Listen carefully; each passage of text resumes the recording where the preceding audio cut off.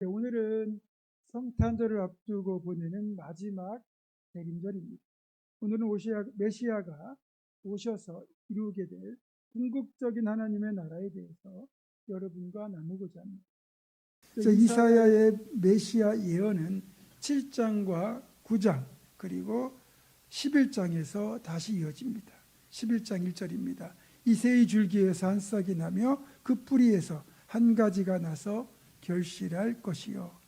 이사야서 11장이 9장에서 이어지는 내용이라고 본다면 이사야는 황폐하게 된 땅, 척박한 환경에서 이새의 줄기에서 한 싹이 나고 그 뿌리에서 한 가지가 자라서 열매를 맺는다, 이렇게 예언하면서 이미 새로운 희망, 소망이 움트고 있음을 선포하고 있습니다. 물론 씨가 뿌려지고 싹이 나고 자라서 열매를 맺고 그 열매가 다시 새로운 싹으로 자라고 열매를 맺으며 숲이 되어가는 데는 시간이 오래 걸릴 겁니다.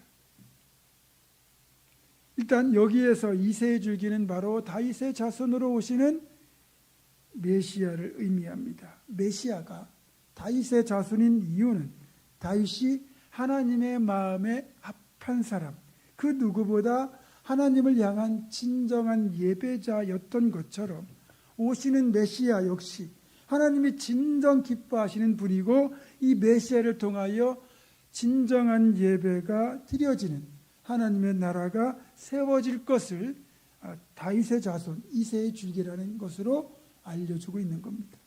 자, 그리고 2절에서 메시아가 오시면 이 땅에서 능히 이런 일들을 감당할 수 있도록 하나님의 영이 메시아 위에 임하신다고 말씀합니다. 그의 위에 여호와의 영 곧 지혜와 총명의 영이요 모략과 재능의 영이요 지식과 여호와를 경외하는 영이 강림하시리니.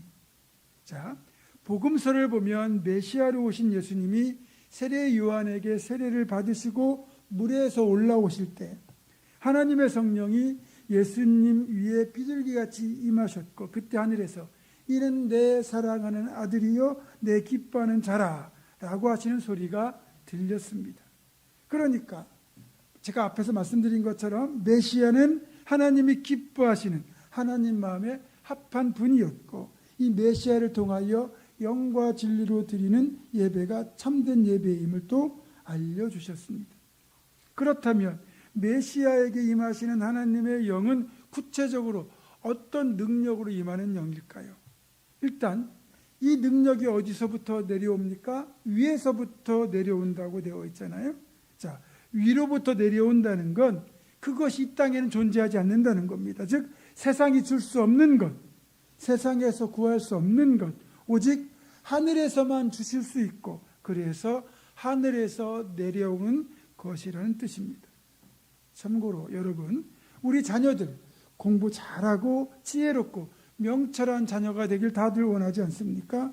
그래서 부모로서 해줄 수 있는 건 다 해주고 싶어 합니다. 내 인생을 갈아 넣더라도 우리 아이들 좋은 학원에 보내고 비싼 과외를 시키고 심지어 유학까지 보내려고 합니다. 우리가 능력이 돼서 그렇게 해줄 수 있다면 좋은 거죠. 그러나 마음은 그렇지만 현실은 그렇지 못한 것입니다. 그래서 늘 자녀들에게 다 해주지 못한 것 때문에 미안한 마음이 드는 것이 부모입니다. 그런데 여러분, 이렇게 하는 것보다 더 확실한 방법이 있어요. 우리 자녀가 성령의 선물을 받으면 다 해결됩니다.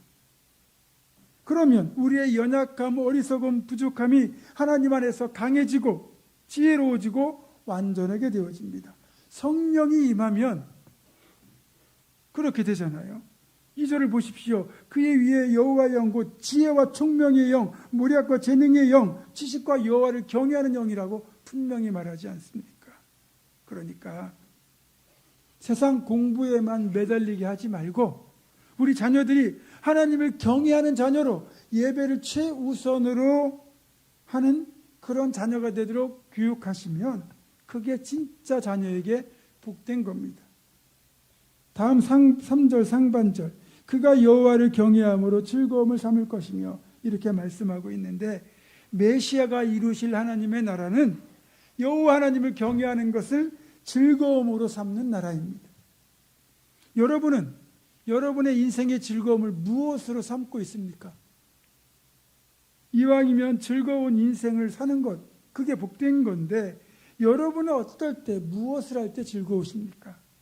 제가 어렸을 때 소풍이나 또 운동회를 앞두면 이미 전날 밤부터 밤잠을 이루지 못할 정도로 마음이 들뜨고 즐거웠습니다. 물론 성탄절을 앞두고도 그랬어요. 그렇다면 여러분들 혹시 주일을 앞두고 토요일 밤부터 여러분은 교회 갈 생각에 마음이 들뜨고 설레고 기뻐서 잠 못 이루십니까? 교회 올 때 너무나 예배드리는 게 즐겁고 행복하고 그것 때문에 설레는 마음으로 교회에 오십니까? 느헤미야 8장 10절에서는 분명히 말씀하고 있습니다. 여호와로 인하여 기뻐하는 것이 너희의 힘이니라. 하나님을 즐거워하고 기뻐하는 것이 우리의 진정한 힘이 된다는 겁니다. 그런데 이미 하나님은 우리를 기뻐하고 즐거워하고 계셨어요. 우리가 하나님을 기뻐하기 전에 그분이 우리를 이미 기뻐하고 계셨다는 거예요. 스바냐서 3장 17절입니다.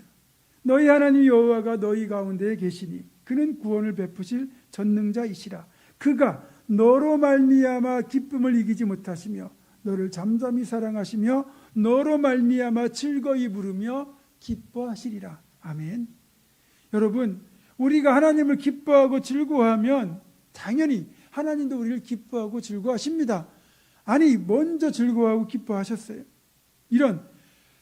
우리는 하나님을 기뻐하고 하나님 우리를 기뻐하는 그런 관계, 하나님과 우리의 관계가 가장 복된 관계인 거죠. 그리고 우리 주님 메시아께서는 이런 복된 관계를 회복하기 위하여 이 땅에 오시는 겁니다.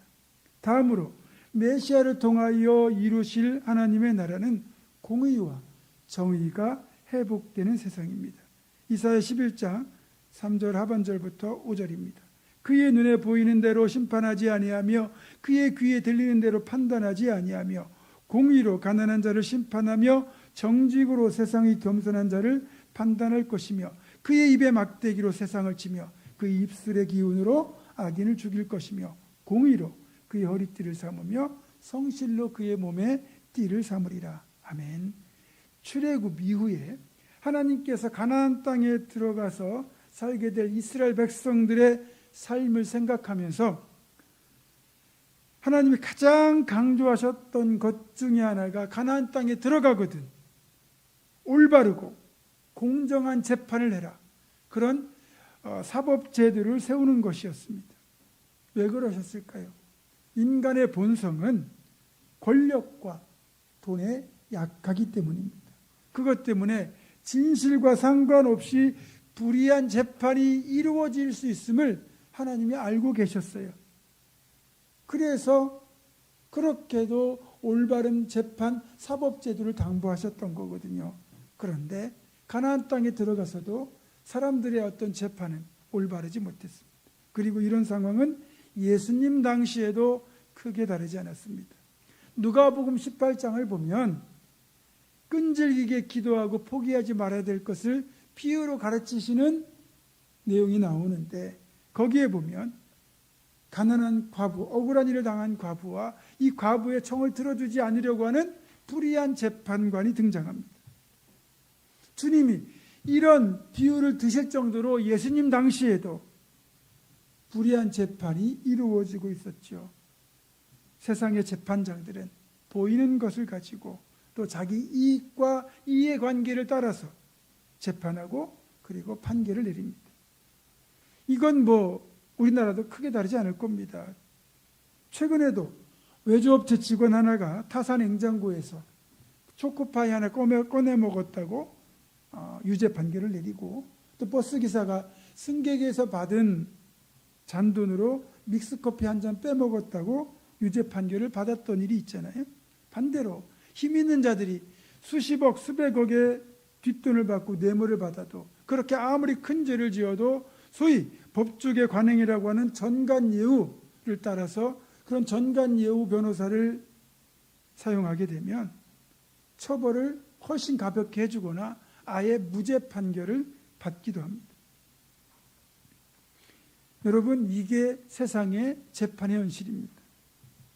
그리고 이런 불의한 재판뿐만 아니라 판사 나름대로는 정직하게 진실한 판단을 하려고 해도 인간이라는 한계 때문에 사람은 들리는 대로, 보이는 대로 판단할 수밖에 없습니다. 그러나 이 땅에 오시는 메시아는 모든 것을 보시는 분이시고 아시는 분이시고 중심까지 헤아리시는 분이기 때문에 이분의 판결은 정의롭고 공의롭습니다. 메시아는 가난한 자, 겸손한 자가 억울한 일을 당하지 않도록 배려하고 정확하고 현명한 판단을 내리고 과부, 고아, 나그네로 대변되는 사회적 약자들을 돌보시는 분입니다. 그 결과 권력자, 가진 자들의 압제와 수탈이 사라지고 더 이상 억울함과 차별, 거짓과 불의와 왜곡이 없고 오직 진실과 정직이 드러나는 나라, 더불어 살아가는 진짜 정의롭고 사랑이 가득한 공동체적인 세상을 만드십니다. 마지막으로 메시아가 오셔서 이루실 하나님의 나라는 평화로운 나라입니다. 메시아가 오셔서 이루실 하나님의 나라는 세상에서 가장 평화로운 나라가 될 겁니다. 6절 이하에 바로 그런 세상을 묘사하고 있죠. 이리가 어린 양과 함께 살고 표범이 어린 염소와 함께 누우며 사자가 송아지와 함께 지내고 어린아이의 손짓에도 끌리고 암소와 곰이 함께 먹고 새끼들이 함께 놀고 사자가 소처럼 풀을 먹고 젖 먹는 아이가 독사 구멍에 손가락을 넣어도 아무런 해를 입지 않는 그런 평화의 동산, 그런 나라가 다시 회복된다는 겁니다. 여러분, 제가 지금 말씀드린 이런 모습 어디가 연상되십니까? 바로 에덴 동산이죠. 아담과 하와가 범죄하기 전 이 땅에 존재했던 최고의 천국의 모형이 바로 에덴 동산입니다. 에덴 동산에서는 모든 피조물이 평화롭게 더불어 살고 있었습니다.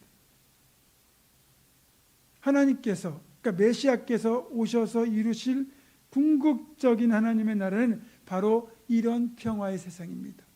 누군가가 먹고 살기 위해서, 누군가가 갖기 위해서, 누군가는 존재하기 위해서 누군가를 해야 하고 누군가는 피를 흘려야 되는 그런 세상이 아닌 모두가 함께 어울려 더불어 살아가는 평화로운 세상, 그게 궁극적인 하나님의 나라인 거죠. 평화야말로 모든 인류가 간절히 원하는 최고의 소망입니다. 인류 역사 속에서 또 지금도 지구상의 모든 사람이 가장 갈구해왔고 또 여전히 갈구하고 있는 것이 다름 아닌 평화입니다. 그 평화를 향한 염원이 매일 주고받는 인사말에서 잘 드러납니다. 우리는 평안이란 뜻의 인사인 안녕하십니까? 라고 하고 유대인들은 샬롬 알레켐, 중동 사람들은 살람 알라이쿰, 중국인들은 니하오라고 하죠. 모두 평안, 평화라는 뜻을 담은 인사말입니다. 그 이야기인즉슨 그만큼 모든 인류에게 평화에 대한 염원이 담겨 있다는 겁니다. 그런데 우리가 인사말에 평화의 염원을 담았다고 해서 우리가 평화를 원한다고 해서 평화를 누릴 수 있습니까? 솔직히 안 되잖아요. 제가 지난주 설교에서 2004년도에 성지순례를 갔을 때 갈릴리 해변을 산책하면서 그때 느꼈던 벅찬 감동과 은혜를 그렇게 느꼈다고 말씀드렸는데 이런 감동과 은혜를 우리 성도들과 나누고 싶어서 우리 교회에서도 해외 성지순례를 오랫동안 준비했고 드디어 내년 2월이면 우리 보문중앙교회 단독으로 성지순례팀을 꾸려서 해외 성지순례를 떠나게 됩니다. 그런데 원래 계획했던 성지순례 목적지는 이집트, 요르단, 이스라엘을 돌아보는 출애굽 여정, 예수 그리스도의 사역 여정이었습니다. 그런데 그 목적지가 튀르키예 그리스로 변경되었습니다. 지난 2023년 10월 7일 이스라엘과 팔레스타인 무장단체인 하마스 간에 전쟁이 벌어지면서 결국 이 땅에 이 안전을 보장할 수 없는 상황이었고 그래서 결국 성지 여행 코스를 바울 사도의 선교 여정을 따라가는 튀르키예 그리스 2개국을 돌아보는 여정으로 어쩔 수 없이 변경해야만 했습니다. 우리가 성지순례 목적지를 바꾸게 만든 이 이스라엘 팔레스타인 전쟁, 이팔 전쟁. 근데요, 발음은 약간 다르지만 당신에게 평화가 있기를 이라는 뜻의 평화를 기원하는 인사를 서로 주고받습니다. 그런데 인사는 그렇게 주고받으면서 정작 서로 죽고 죽이는 그런 증오의 전쟁을 계속 벌이는 상황입니다. 이렇게 2년 넘게 지속된 이팔 전쟁으로 수만 명이 죽었습니다. 물론 삶의 터전을 다들 잃어버렸고요. 러시아와 우크라이나 전쟁은 더 심각합니다. 2022년 2월 24일 러시아의 침공으로 시작된 이 러시아 우크라이나 전쟁은 무려 100만 명 가까운 전사자가 나왔다고 추정될 정도로 비극적인 전쟁인데요. 이 두 나라도 기독교가 국교인 나라라는 아이러니가 있습니다. 러시아, 우크라이나 모두 기독교의 분파인 정교회가 국교입니다. 같은 하나님, 같은 예수님을 섬기면서 서로를 죽이는 전쟁을 계속하고 있어요. 서로 사랑하라는 예수님의 말씀보다 자국의 이익을 더 중요하게 여기는 인간의 본성이 적나라하게 드러나는 현장인 것입니다. 최근에는 태국과 캄보디아까지 국지전을 벌이고 있는 상황이에요. 인간의 문명이 발달하고 삶이 부유해지면 전쟁이 사라질 것 같았지만 오히려 더 길어지고 더 많아지고 있습니다. 무엇보다 우리 대한민국은 평화가 진짜 간절한 나라입니다. 역사적으로 워낙 외침을 많이 당하고 6.25 전쟁까지 겪었던 한반도, 지금 우리 세대는 전쟁을 겪지 않는 보복된 시대를 살고 있지만 이 한반도는 언제라도 전쟁이 발발해도 이상하지 않는 그런 땅입니다. 전쟁의 위협은 상존합니다. 언제 평화가 깨질지 몰라요. 본래 우리는 평화를 누리는 게 당연했습니다. 그런데 범죄하기 전 우리가 하나님과 화목했고 다른 피조물과도 화목했는데 인간의 죄악이 들어오게 되면서 모든 평화가 깨어진 겁니다. 하나님과의 관계도 깨지고 사람과 사람 사이의 관계도 깨지고 사람과 다른 피조물과의 관계도 깨지고 모든 관계가 다 파괴되고 말았습니다. 그렇게 관계가 깨지면 나타나는 것이 뭡니까? 몸의 질병, 마음의 불안, 영혼의 멸망, 나아가 싸우고 죽이게 만드는 그런 전쟁 아니겠습니까? 그리고 타락한 인간의 본성 속에 자리한 욕심과 이기심, 질투와 교만, 탐욕이 늘 우리를 지배하면서 우리는 끊임없는 안팎의 시험과 유혹을 받게 되고 그때마다 어김없이 평화를 잃어버리고 늘 불안과 두려움에 사로잡혀 살아갑니다. 그래서 지금도 여전히 불안과 두려움에 사로잡혀 사는 우리 인간들은 태초의 인간이 에덴에서 누렸던 그 평화를 본능적으로 그리워하고 있습니다.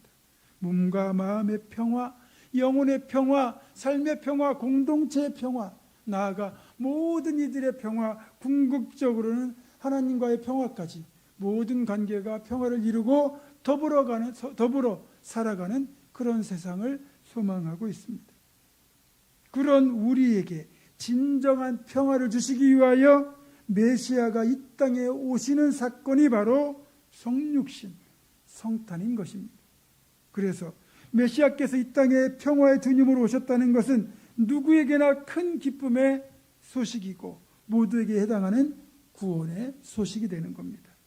메시아가 이 땅에 오신 여러 이유와 목적이 있지만 가장 큰 목적 하나는 바로 평화를 위하여 오시는 것이다 라고 말할 수 있습니다. 그러나 안타깝게도 지금 우리가 추구하는 평화는 힘에 의지한 평화입니다. 국력, 군사력, 경제력이 바탕이 되어 대적이 감히 우리를 대적할 엄두를 내지 못하도록 그렇게 만드는 힘에 의한 평화를 우리는 추구하고 있습니다. 이것이 세상의 엄연한 현실입니다. 그렇다면 우리가 원하고 소망하는 이런 평화가 힘으로 이루어지는 것이겠습니까? 그렇지 않습니다. 진정한 평화는요, 메시아 예수님께서 십자가에서 보여주신 희생적인 사랑으로만 가능하다는 것입니다. 솔직히 말해서 내 거 손에 안 보고 나는 양보하지 않으면서 상대방의 희생과 양보만을 요구한다면 어떻게 평화가 이루어질 수 있겠습니까? 예수님은 하늘의 영광 창조주의 보좌를 내려놓으셨고 인간의 몸을 입으셨고 그 몸과 생명까지 원수된 우리를 살리기 위하여 피 흘려 죽으시는 희생을 했고 그 희생을 통하여 우리에게 화목을 이루시고 평화를 주셨습니다. 손해보지 않고 얻는 평화는 불가능합니다. 진정한 평화는 이런 주님의 희생을 본받을 때만 가능합니다. 그리고 메시아가 주시는 평화는 모든 관계의 회복을 통해 몸과 마음과 영혼의 평화를 주는 치유가 있는 평화입니다. 몸이 아픈 것은 몸의 평화가 깨졌다는 뜻이죠. 마음이 아픈 건 마음의 평화가 깨졌다는 뜻이에요. 영혼이 불안하다는 건 영혼의 평화가 깨어졌다는 거죠. 그리고 몸과 마음, 영혼 이것들이 서로 연결되어 있어서 몸이나 마음이나 영혼 어느 것 하나라도 평화가 깨지면 몸과 마음, 영혼까지 평화가 다 깨어지게 되어 있습니다. 놀랍게도 메시아로 오신 우리 주님은 몸의 병이 들어 몸의 평화가 깨어진 이들에게 몸의 평화를 주셨고 몸의 평화를 통해 마음과 영혼까지 평화를 누리는 치유자로 오셨습니다. 그래서 우리가 믿음으로 치유자 되시는 예수님을 붙들면 병든 몸이 고침을 받고 몸이 평화를 얻고 마음과 영혼까지 구원을 얻게 되는 겁니다. 수많은 사람들이 예수님으로 인하여 몸의 평화, 마음의 평화, 영혼의 평화를 되찾았습니다. 12회를 혈루증을 앓던 여인, 그것 때문에 삶이 다 망가지고 고통당하던 그 여인이 예수님의 옷자락을 믿음으로 붙들었을 때 비로소 그녀의 몸에 평화가 찾아왔고 예수님은 그녀를 향하여 따라 네 믿음이 너를 구원하였으니 평안히 가라. 그러면서 마음과 영혼까지 평화를 얻도록 하셨습니다. 누가복음 19장에 나오는 삭개오라는 사람, 세리장이로 살면서 자기가 원하는 만큼 돈도 많이 벌었고 그리고 세관장이라는 고위직까지 올랐지만 그것이 삭개오의 몸과 영혼에 평화를 주진 못했습니다. 그러던 삭개오가 자기 마을로 지나가시던 주님을 자기 집으로 모시던 그날 비로소 돈과 지위 그 어떤 것으로도 얻을 수 없었던 진정한 마음과 영혼의 평화를 얻게 되었습니다. 메시아이신 우리 주님만이 진짜 평화를 주실 수 있습니다. 무엇보다도 이 성탄, 성육신은 우리를 하나님과 화목하게 하여 다시 에덴의 그 친밀한 관계를 회복하고 궁극적으로 구원을 얻을 수 있도록 하나님께서는 아들을 내어주시고 아들께서는 아버지의 뜻에 순종하여 이 땅에 오신 특별한 사건입니다. 이제 우리는 그 예수님을 나의 구주로 영접하기만 하면, 모셔드리기만 하면 몸과 마음과 영혼의 평화를 넘어 하나님과의 친밀한 교제를 회복하고 저 천국까지 회복하는 은총을 누리게 됩니다. 나아가 그런 은총을 누리기에 이제는 깨어진 다른 이들과의 관계도 온전히 회복할 수 있다는 거지요. 주님으로 인하여 하나님과의 관계가 회복되고 이웃까지 관계가 회복되는 그런 진정한 평화를 누릴 수 있기를 주님의 이름으로 축원합니다. 말씀을 정리합니다. 예수님은 진정한 기쁨과 정의와 평화가 있는 하나님의 나라를 세우시려고 하늘의 보좌를 포기하시고 자신을 낮추어 사람의 모습으로 이 땅에 오셨고 십자가에서 자신을 찢으시고 피 흘려 죽으시는 희생을 통하여 잃어버렸던 기쁨과 정의와 평화의 나라를 세우셨습니다. 대림절 마지막 주일, 이런 주님을 닮은 낮아짐과 섬김과 희생으로 하나님을 기뻐하고 정의를 행하며 평화가 있는 하나님의 나라를 함께 만들어가는 우리 모두가 될 수 있기를 주님의 이름으로 축원합니다. 기도하겠습니다. 사랑의 하나님, 우리에게 메시아를 보내주셔서 감사드립니다. 세상은 여전히 탐욕과 폭력과 전쟁으로 인해 신음하고 고통하고 있는데 이 세상에 이제 평화의 왕으로 오신 그리스도를 아는 지식으로 충만하게 하여 주옵소서. 그래서 오늘 우리가 이 세계를 둘러싸고 있는 어둠과 사망을 물리치시고 하나님의 나라를 이루는 놀라운 은혜를 누리게 하여 주옵소서. 우리 주 예수 그리스도의 이름으로 기도드립니다. 아멘.